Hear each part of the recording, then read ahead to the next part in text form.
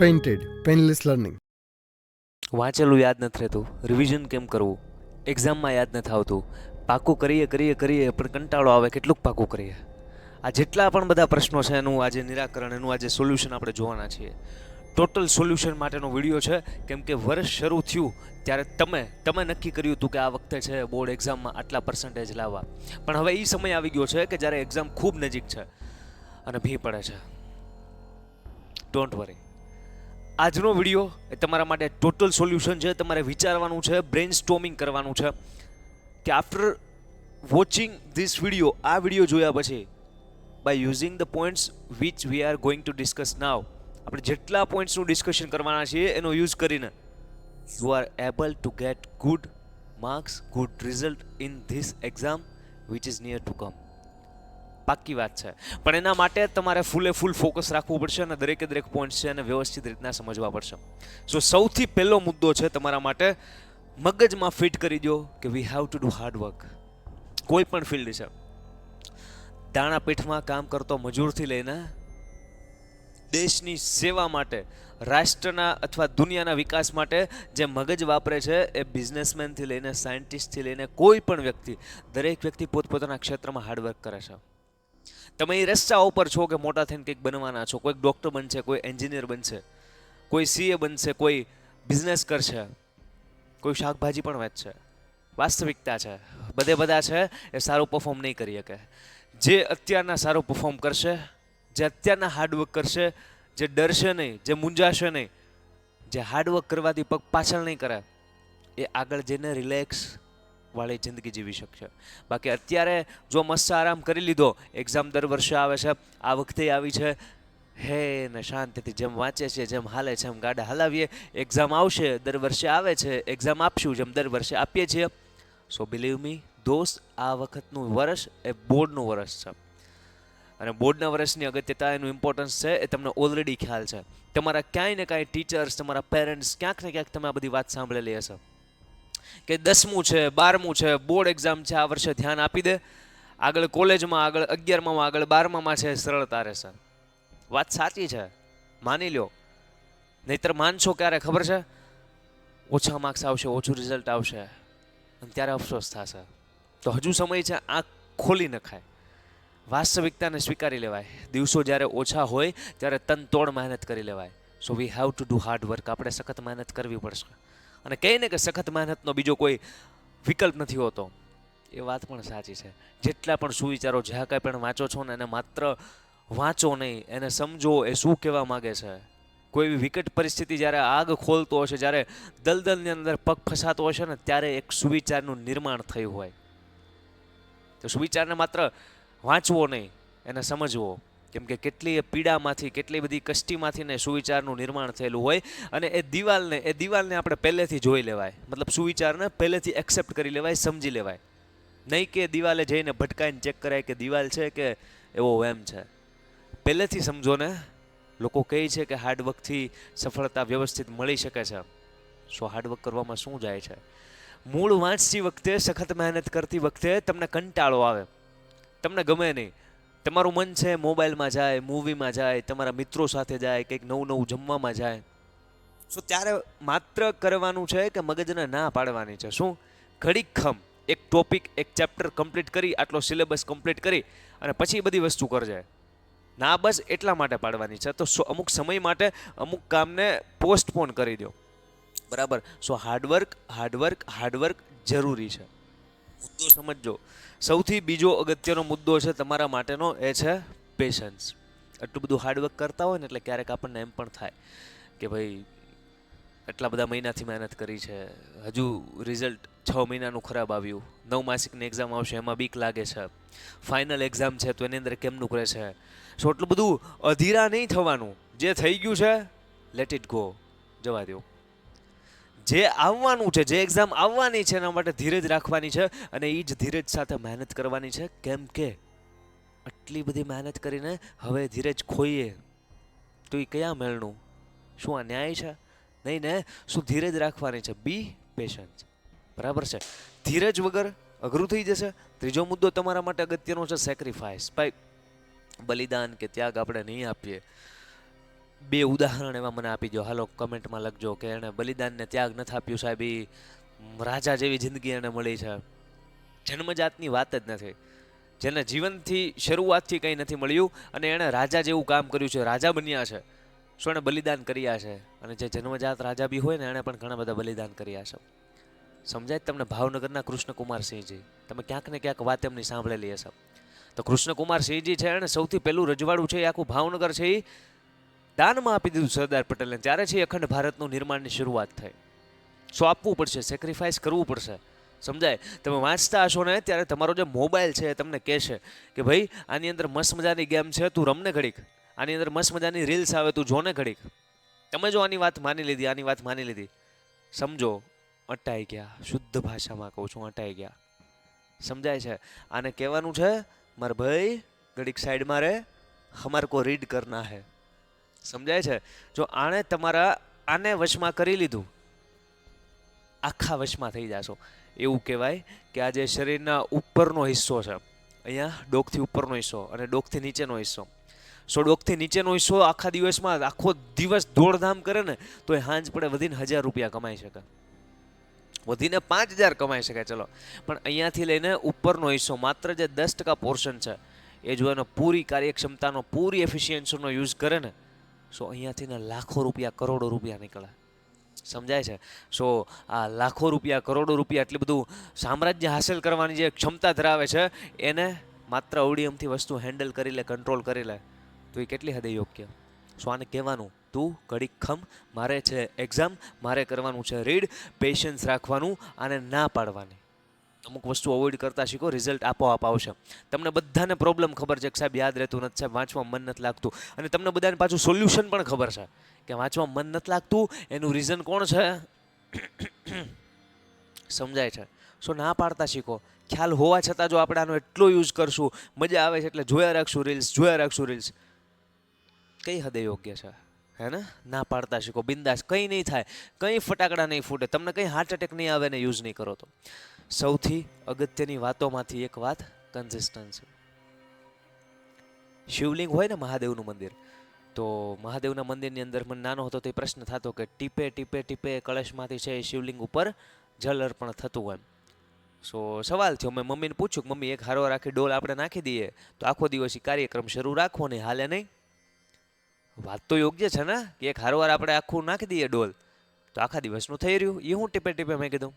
તો મમ્માએ જવાબ આપ્યો, શું આપ્યો? સાંભળવા જેવો. ભાઈ ટીપે ટીપે ટીપે ટીપે જે શિવલિંગ ઉપર પાણી પડે છે ને એ સાતત્યતાનો ગુણ છે. સાતત્યતાને ઇંગ્લિશમાં અત્યારના આપણી ટેકનોલોજીકલ મોડર્ન જમાના પ્રમાણે આપણે કહીએ છીએ કન્સિસ્ટન્સી. સમજો વાતને, સમજો. તમે જો મોટિવેશન લાવશો ને તો એક દિવસમાં આમ ઉપર જઈને પછી પાછા જે હતા ને આમ હાલવા મળશો. પણ જો કન્સિસ્ટન્સી હશે તો તમે જોવા જેવી વાત કેવી, જો આજે કન્સિસ્ટન્સી, આજે કન્સિસ્ટન્સી, કાલે બી, કાલે બી, કાલે બી, તો ક્યાં સુધી પોગી જશો ખબર તમને? વિચારો, આ દાદરા છે અને આપણે સીડી ચડવાની છે, બરાબર છે? સીડી ચડવા માટે તકલીફ પડે કે ન પડે? સીડી ચડતી વખતે તકલીફ તો પડે જ ને, પણ એ તકલીફ પડે છે ને એનો મતલબ શું છે એ તો જોવો તમે, એ તો જોવો તમે. તમે ક્યાં હતા, ક્યાં પોગી ગયા? કન્સિસ્ટન્સી રાખશો તો તકલીફ પડશે.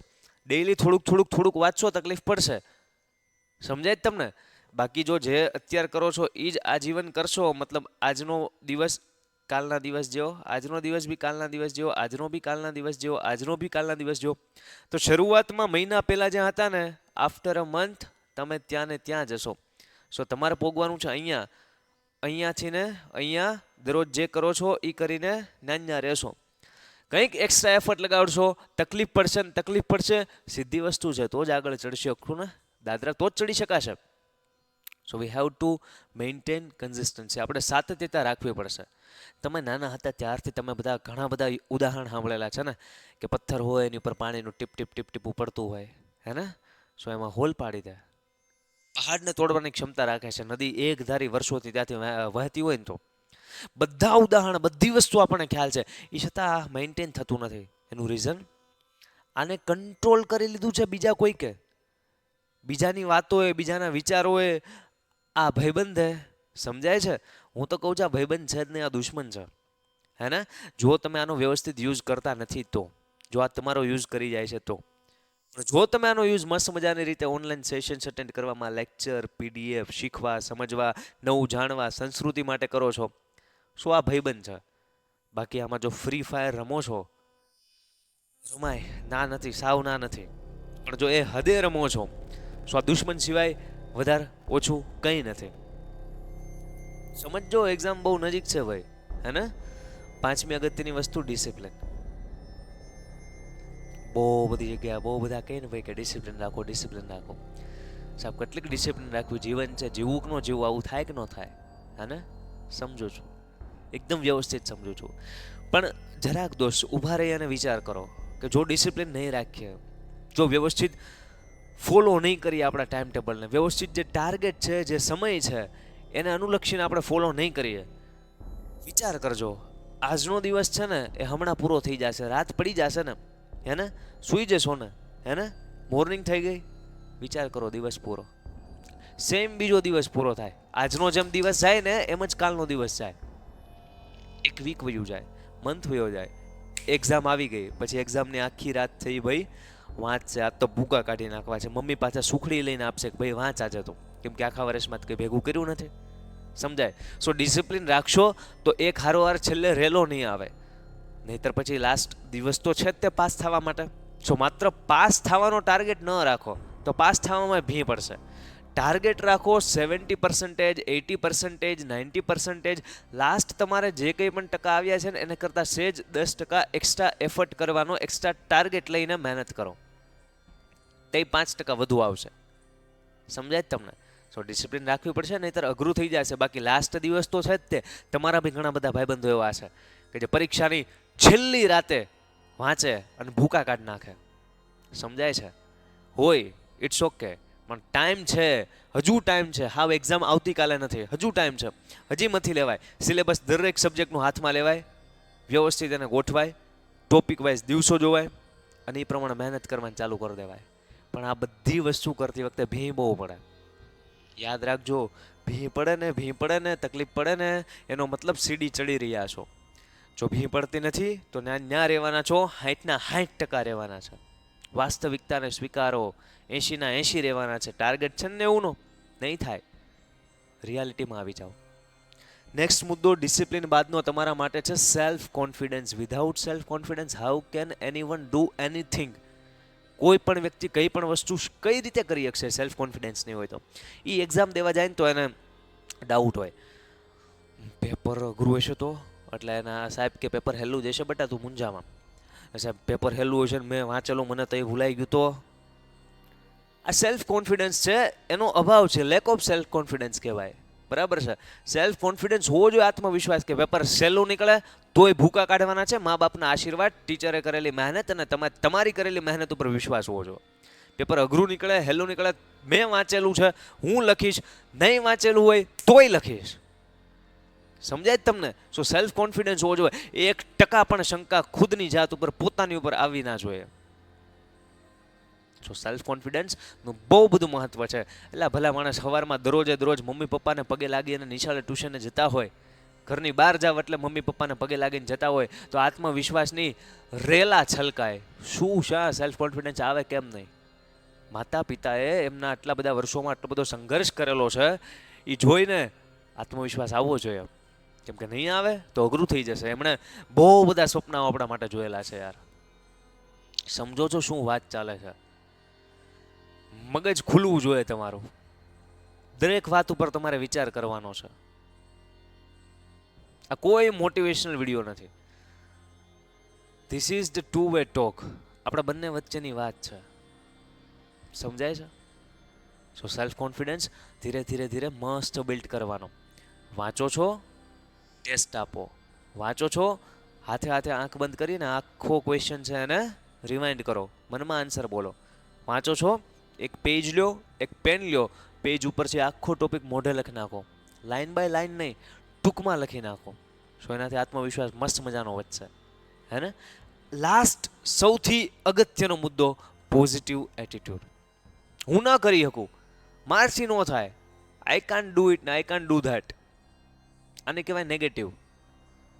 પોઝિટિવ એટીટ્યુડનો મતલબ શું છે કે ચાહે કોઈ પણ સિચ્યુએશન આવે, કોઈ પણ સિચ્યુએશન, ટેસ્ટમાં ઓછા માર્ક આવે તોય પોઝિટિવ રહેવાનું છે કે વધારે માર્ક લાવવાની દિશા તરફ આગળ વધી રહ્યો છું એમ વિચારવાનું છે. નહીં કે મારે તો ખરાબ જ આવે છે, હું તો નબળો છું, હું તો ઠોઠ છું, હું તો ઢગલા ને ઢ છું. ના, પોઝિટિવ રહેવાનું છે. તમે પોઝિટિવ રહ્યો ને તો ફાયદા કેટલા ખબર છે? આની પહેલાના 6 મુદ્દા છે ને, તમે એને ઇઝીલી ફોલો કરી શકો. મારે તો ઓછા જ માર્ક આવે છે, આ વિષય તો મને ભીંત પાડી દે છે. સો એ વિષય ભીં પાડી દે છે ને, તમારે ઓછા માર્ક જ આવશે જો એવું બોલશો ને તો. કેમ કે તમારા જે શબ્દો હોય ને એ યુનિવર્સમાં ફેલાય, અને યુનિવર્સમાંથી ને તમને સામો રિપ્લાય મળે. જે તમે બીજાને આપો, બીજા તમને એ જ આપે. તમે સાંભળેલું ને ઓલું, તમે બધા બોલતા હોય give respect and take respect, હે ને? સો જે વસ્તુ આપશો એ વસ્તુ મળશે. બ્રહ્માંડને નેગેટિવ વાઇબ્રેશન તમે આપો છો કે મને આ વિષય અઘરો લાગે છે, આ વિષયમાં મારે માર્ક્સ ઓછા આવશે, તો આમાં ભટકાય નહીં તો બધી વસ્તુ તમારી ઉપર એપ્લાય થશે. બોલો, અંગ્રેજી અઘરું લાગે છે પણ અંગ્રેજી હવે હું શીખી રહ્યો છું. મેથ્સના દાખલા નથી આવડતા પણ દાખલા હવે હું શીખી રહ્યો છું. અત્યાર સુધીમાં રિઝલ્ટ સારું આવ્યું નથી તો હવે નહીં આવે નહીં. અત્યાર સુધીમાં રિઝલ્ટ સારું આવ્યું નથી, હું પ્રયત્ન કરું છું કે હવે રિઝલ્ટ સારું આવે. This is the mindset. Positive તો અમારે રહેવું હોય, પણ નેગેટિવ વિચારો આવે હવે એને કાંઈ આમ ધક્કો તો મરાય નહીં ને. સમજું છું. એવા એટમોસ્ફિયરમાં રહ્યો, એવું એટમોસ્ફિયર બિલ્ડ કરવાની ટ્રાય કરો કે જે પોઝિટિવ રહે, પોઝિટિવ હોય. તમારી આજુબાજુમાં એક પણ વ્યક્તિ નેગેટિવ ના હોવો જોઈએ. ભાઈબંધ કોઈ હોય કે જે નકરું નેગેટિવ બોલતો હોય, બેનપણી કોઈ હોય કે જે નકરું નેગેટિવ બોલતા હોય, 10 ફૂટની દૂરી બનાવી રાખો. બસમાં લખ્યું હોય ને સ્કૂલ બસની પાછળ, હે ને, 10 ફૂટની દૂરી કાયદેસર રાખો. કેમ કે હવે એક્ઝામ નજીક છે.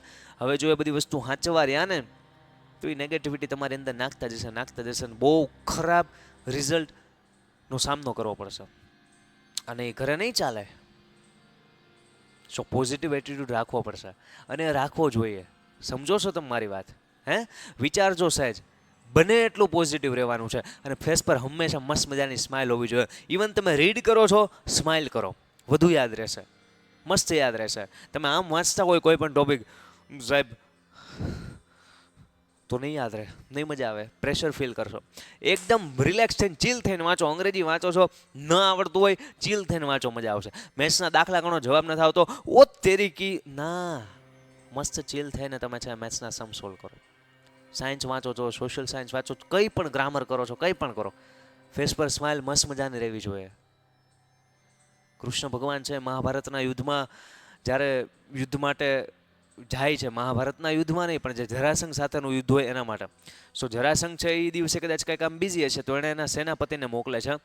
તો સેનાપતિ છે એ કહે છે કે મેં તો કૃષ્ણને ક્યારેય જોયેલા નથી, તો હાઉ કેન આઈ આઈડેન્ટિફાય હિમ, હું એને કઈ રીતે ઓળખી શકીશ એમ.